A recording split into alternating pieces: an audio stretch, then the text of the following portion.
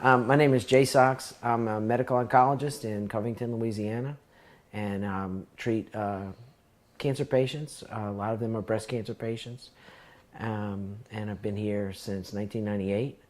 It's difficult to tell a patient they have cancer. A lot of times they've already been told or have a good idea that they've been diagnosed by the time I see them. And they're coming to see me for answers on how we can take care of treating the cancer, hopefully eradicating it. Many of them have tremendous fear about even coming to see me in the clinic.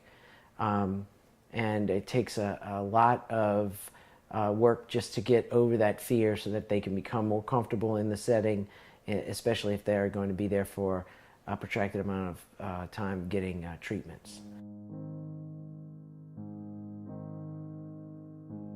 Cosmosis is a word we use around the clinic, and it can kind of encompass the fear of losing your hair and your body changing from chemotherapy, as well as how you deal with those changes, either wearing a wig or a different makeup or a chemo beanie. The fear of going through treatment and the body changing effects of treatment, from the surgical removal of the breast to the effects of chemotherapy causing hair loss and changes in complexion and even changes in the body shape, are real. And many patients every year in the United States don't get treatment because of this cosmosis or fear of going through this body changing or body altering treatment.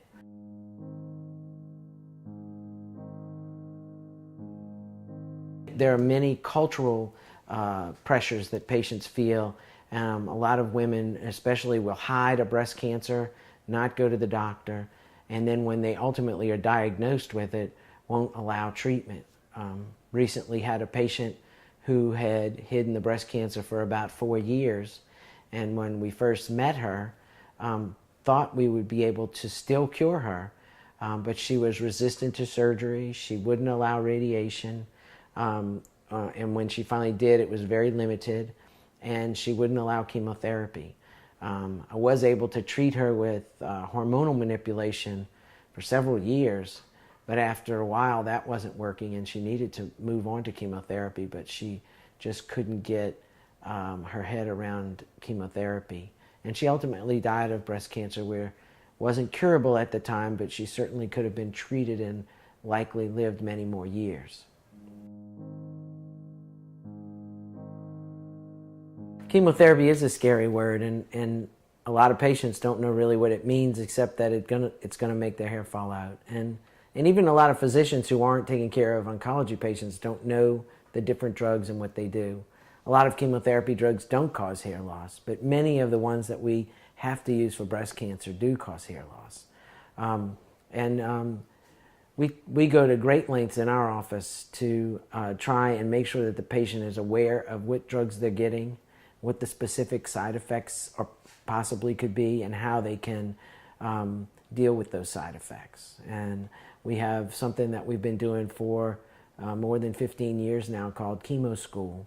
We continue with that because it allows another avenue for the patients and their families to learn about the drugs that they're getting and how to address problems from the treatment.